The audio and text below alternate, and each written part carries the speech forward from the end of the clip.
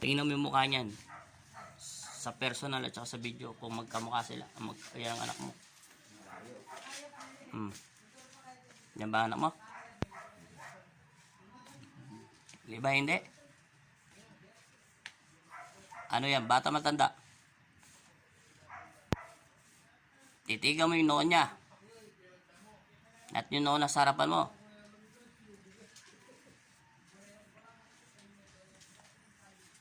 Huhusin mo. Wala kang ititira. Hawakan mo. Tatapusin natin video. Titingnan natin kung may lalabas na kaluluwang masama sa loob ng katawan niya. Diyan ka lang sa likuran ko. Mamaya saniban ka. Bilis. May galit ka ba sa kanya? Eh bakit nasa loob ka ng katawan niya? Ulitin ko ang tanong mo. Babae ka, di ba? Sabi mo, magkakilala ba kayo nito? Hindi kayo magkakilala. Sumanib ka lang sa kanya. Kailan ka sumanib? Kailan ka sumanib?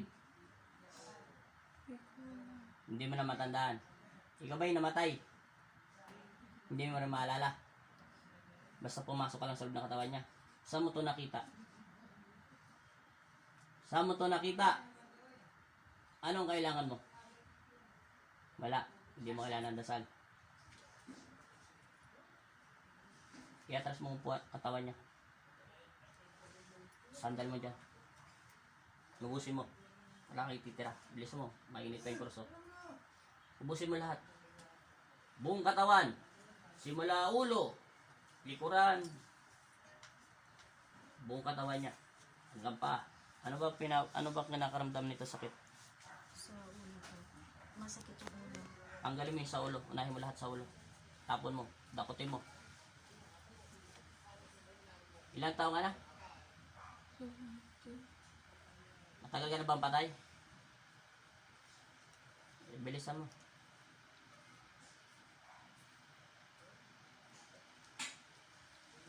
Wala kang gagawin. Ubusin mo lahat yan. May sumanib dito eh. Kaso dapat baliktad eh. Dapat uminit yung cross. Kanina dapat lumamig yung cross kung patay ito eh. Hindi lumamig yung cross. Mainit, masakit. May body spirit dito sa loob ng katawan niya. Bilisan mo. Hindi lang isa nakapasok dito eh. Yung kanina, yung unang cross nila pag sa kanya, sabi niya mainit. Yung pangalaw, masakit na. Elemento yun eh. Pero meron kanina ditong nananakit sa loob ng katawan. Ubusin mo. Ubusin mo!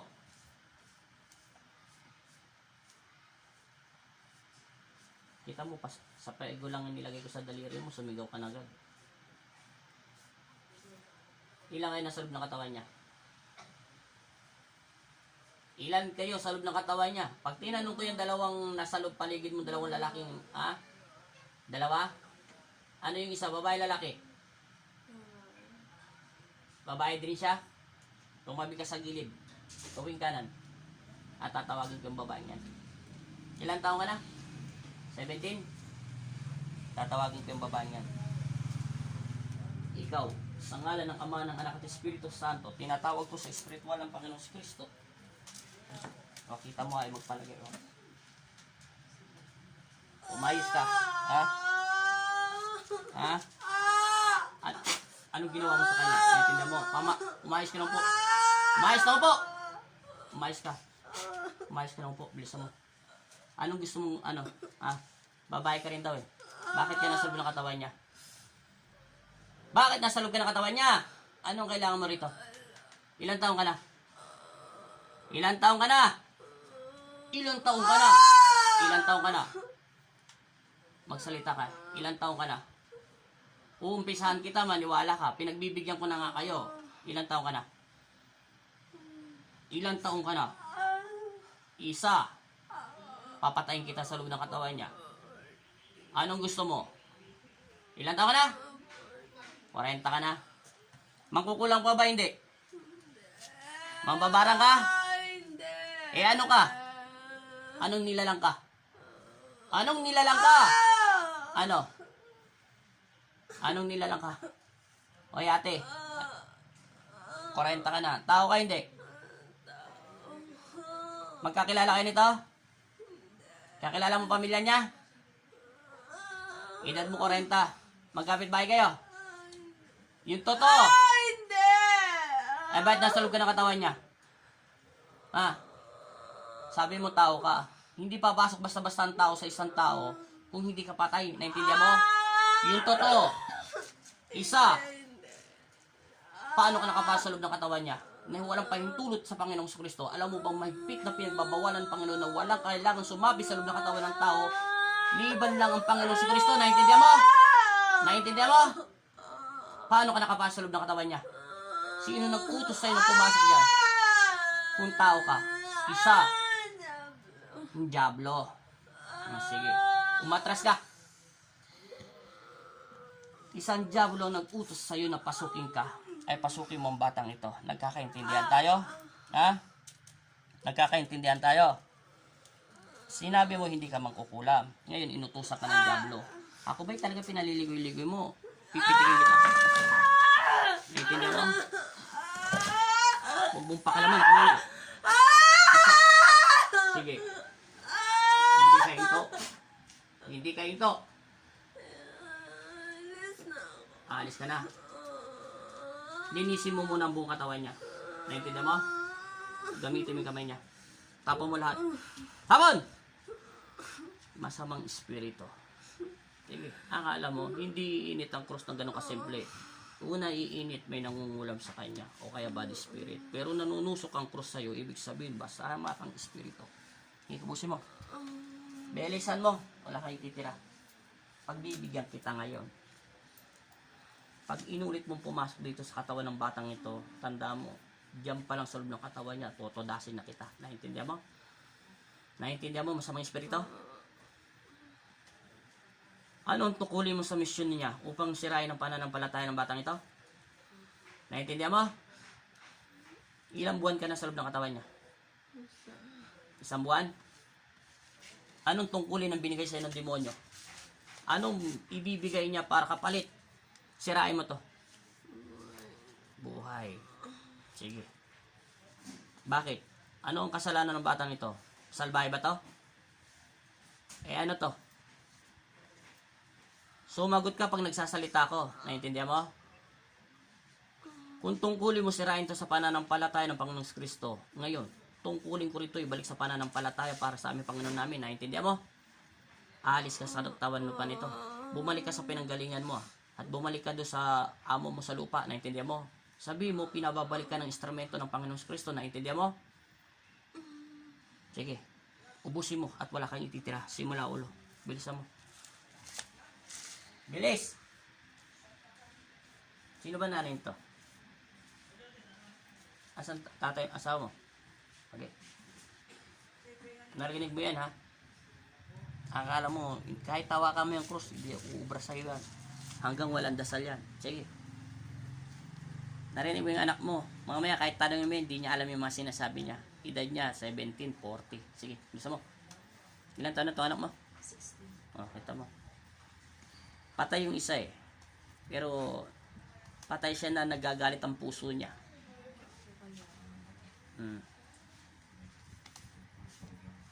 Hindi siya makontento sa buhay niya kaya sumasanib siya sa mga tao. Kasi kayo, kaya to ganito, siguro, itong anak nyo ba, matigas ang ulo?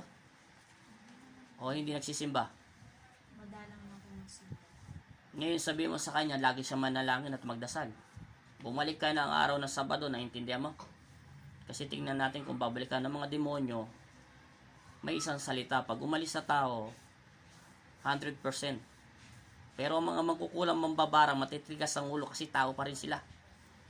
Eh wala naman inutos sa akin ng Panginoon na patayin ang mga mangkukulam kasi binibigyan ng pagkakataon ng Panginoon na magbago. Pero 3 beses bumalik ulit yung tao ay mangkukulam sa loob ng katawan ng tao, triple balik ng sakit ay babalik ko sa kanila. Kung anong ginagawa ng niya sa pasyente, bayaran kasi mga mangkukulam at mambabarang eh. Kung anong man ginagawa nila, huwag mo pakalaman pa niya, naintindihan mo? Ubusin mo dyan. Wala kayo titira. Mamaya, titingnan ko. Baka sa mga tabi-tabi lang yan, sa mga puno-puno lang kung saan siya pumunta. Bilisan mo na. Wala kayo titira. Ubusin mo.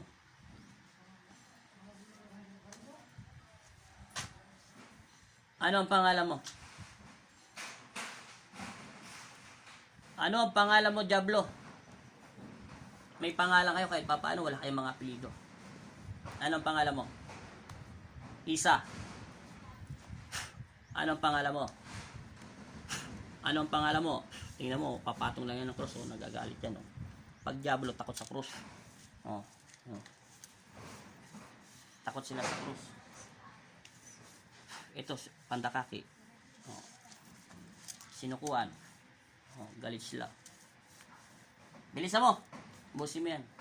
Takot yan sa cross. Kahit ipatong mo yung cross, tatapon niya yan. Basta may dasal. Nasa mga espiritu to eh. Kailan to gagaling?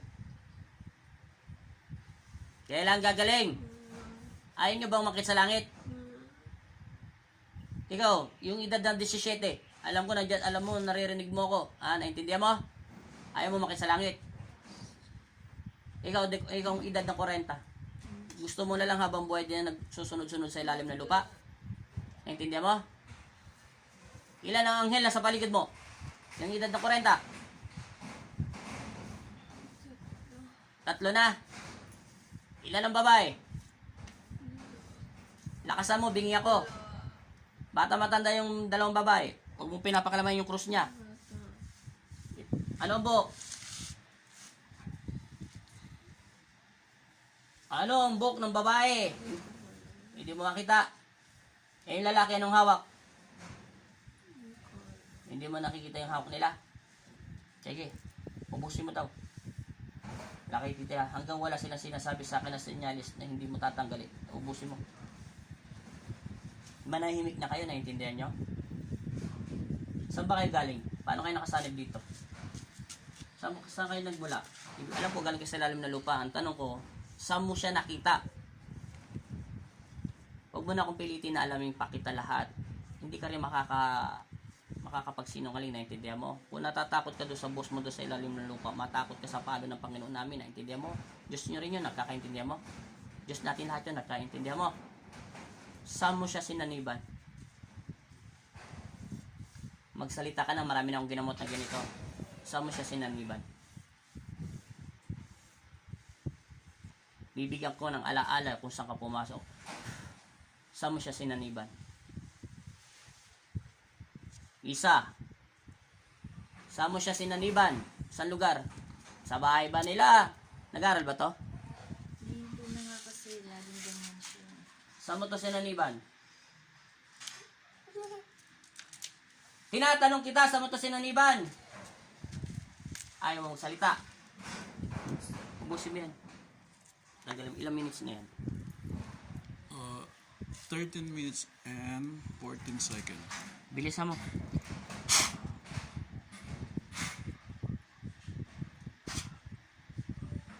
Bilisan mo, ha? Tanggalin mo na. Ubusin mo lahat.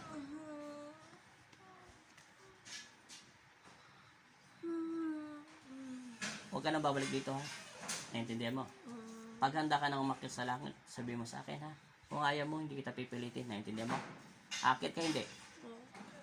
Ikaw, edad na 17, akit ka hindi. Yung totoo, hihinto ka na. Sige, sumandal ka at may ipapakita ko sa'yo.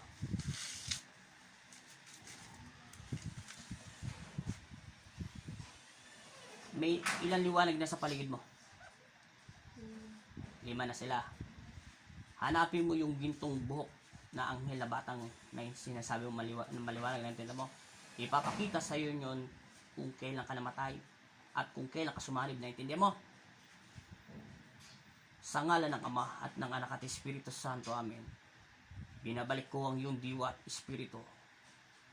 Ipakita mo sa kanila kung kailan sila namatay at sabihin mo sa akin kung ano ang mga pangalan nila. Idilat ang iyong mga mata at kaluluwa. Ipakita ng Panginoong Kristo kung kailan ka namatay, kung sino ka ba talaga. Kung ano ba ang kailangan mo dito sa lupa, kung ano ang kailangan mo sa aking Ama, ng iyong Panginoong Kristo rin.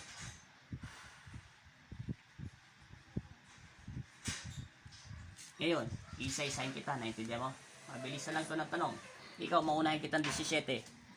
Ano ang pangalan mo? Ipinakita na sa'yo ng Panginoon Kristo. Ha? Angel? Jen? Ang pangalan mo ay Jen. Kailan ka namatay? Tingnan mo yun dyan sa bolang kristal. Yung may nakikita ka doon makinang. Doon ang talaan ng mga namamatay. Naintindihan mo? Kailan ka namatay? Anong kinamatayan mo? Anong kinamatayan mo? Ha? Nirape ka? Ilan lalaki? 3. Gumawi ka sa kanan. At yung 40 edad. Ikaw naman ang tumingin sa talaan mo. Binibigyan kang pahintulutan ng Diyos para alam ko kung talagang totoo sinasabi nyo. Ipakita mo, Ella. Ikaw edad, 40 babae. Ano ang pangalan mo? Nakasulat dyan. Tignan mo maigi. Ano ang pangalan mo, patay? Ha? Lorna. Anong kinamatayan mo? Tingnan mo dyan, maigi. Tingnan mo. Sakit. Anong sakit mo?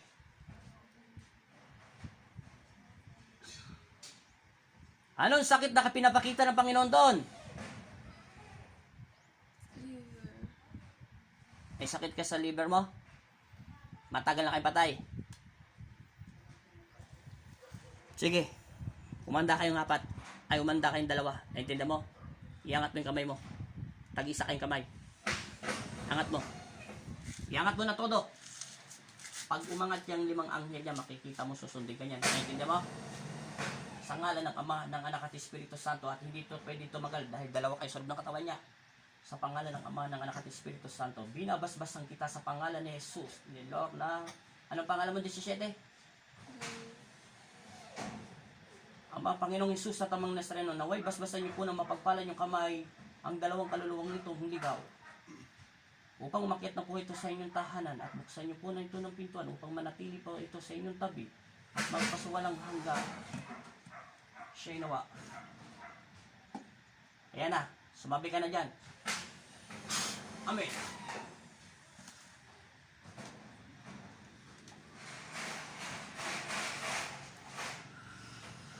Ano pangalan ng anak niya?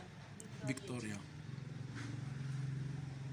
Sa pangalan ng Ama, ng Anak at Espiritu Santo, tinatawag ko mismo ang iyong Espiritu, Victoria Jane, pumasok ka na at manatili ka sa Panginoon Kristo.